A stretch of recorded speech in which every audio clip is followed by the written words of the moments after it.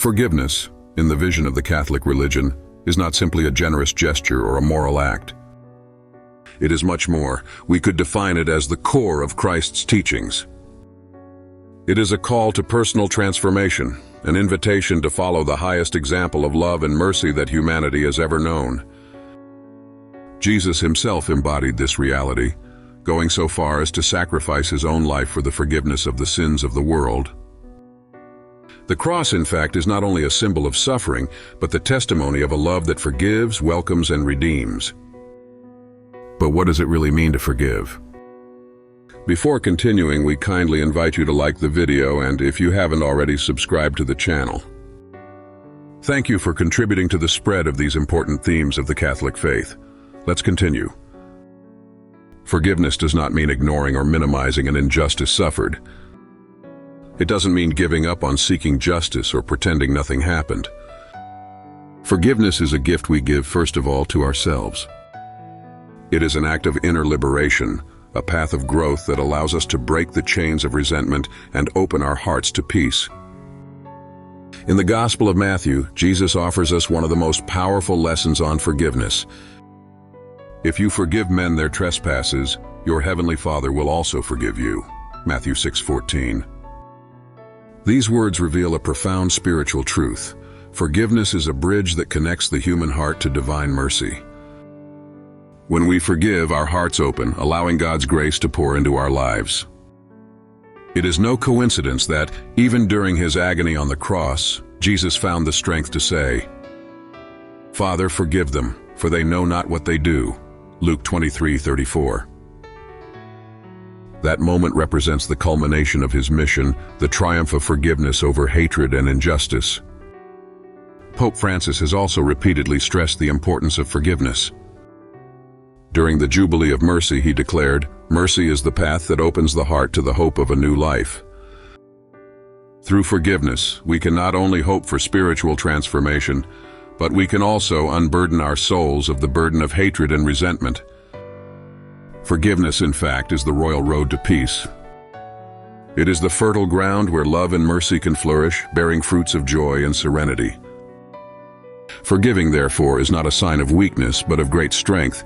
It is a demonstration of faith and generosity. It's not about forgetting the evil we've suffered, but about not letting that evil define our hearts and our lives. It means giving up resentment to make room for the light of God that illuminates our path. In the Gospel of Matthew, Jesus offers us another powerful image of the value of forgiveness.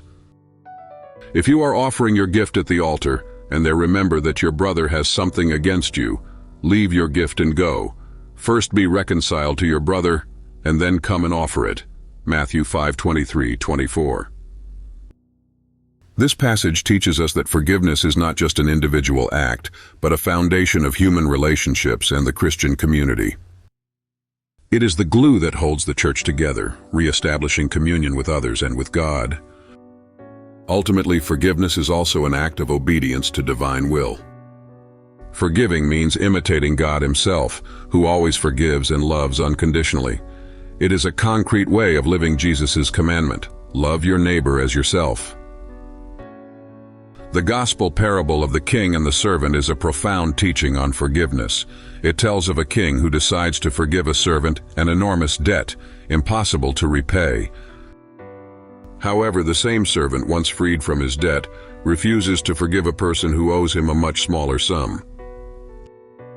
This episode highlights an uncomfortable but fundamental truth. Receiving mercy requires knowing how to give it to others. St. Peter, in another passage of the Gospel, asks Jesus, "Lord, how many times must I forgive my brother if he sins against me? Up to 7 times."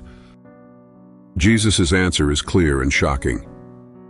"I do not say to you 7 times, but 70 times 7. Matthew 18:22. This message reveals the essence of divine forgiveness. God forgives always and without measure. His love is free, we cannot earn it or repay it. And for this very reason, we are called to imitate God in our forgiveness towards others. By forgiving, we become instruments of His love and mercy in the world. Pope Francis explains to us that forgiveness is not a good deed that one can do or not do. It is a fundamental condition for those who are Christians, Each of us, in fact, is a forgiven. God gave his life for us, and in no way can we compensate for his mercy, which never withdraws from our hearts. But by reciprocating his generosity, that is, by forgiving one another, we can bear witness to it, sowing new life around us. The Pope then defines forgiveness for us. Outside of forgiveness, there is no hope. Outside of forgiveness, there is no peace. Forgiveness is the oxygen that purifies the air polluted by hatred. It is the antidote that cures the poisons of resentment. It is the way to calm anger and heal the many heart diseases that pollute society. We must always forgive everything, just as God does with us. This is also the task of those called to administer God's forgiveness, such as priests and confessors, to offer forgiveness without limits.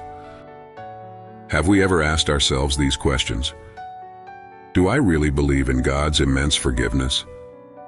Do I feel joy knowing that He is always ready to forgive me? Can I forgive myself? And do I know how to forgive those who have hurt me, freeing myself from the weight of resentment? Now let's try a little exercise. Each of us should now try to think of a person who has hurt us and ask the Lord to give us the strength to forgive him or her. And let us forgive her for the love of the Lord. It will do us good. It will bring peace back to our hearts. Mary, Mother of Mercy, helps us to welcome the grace of God and to forgive one another. But if someone hurts me in a way that deeply wounds me, before I tell them, "I forgive you," I must learn not to respond with evil, not to want revenge or revenge. Sometimes to disarm yourself, you need to distance yourself, to stay away from someone who is armed. Sometimes a long silence is needed because one is too fragile to respond. Sometimes one must confess to oneself that for now, not forever, it is impossible to forgive. Let us not forget that in the Christian tradition, even in marriage and even more so in the context of an extended family or friendship, distancing oneself and separating is desirable in order to avoid entering into infernal spirals.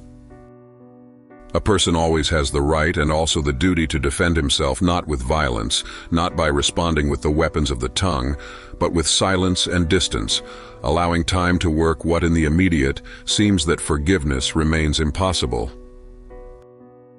Forgiving always and immediately can sometimes also be a temptation of pride and spiritual protagonism. I am so good that I forgive. Let us not forget that Jesus on the cross, addressing his executioners, did not say, "I forgive you," but invoked God. "Father, forgive them." Luke 23:34. With humility he asked the Father to forgive, entrusting to him the radical act of forgiveness of which only God can be the subject. Forgiveness is hard, difficult, and when it happens, it is a true miracle, an action of the Spirit of God, the seal of mercy. If this topic has touched your heart, do not miss the opportunity to leave your thoughts in the comments section. Subscribe to the channel and activate the bell to stay updated on the next videos. Share this message with anyone you think needs it. Together we can bring more light and hope to the world. God bless.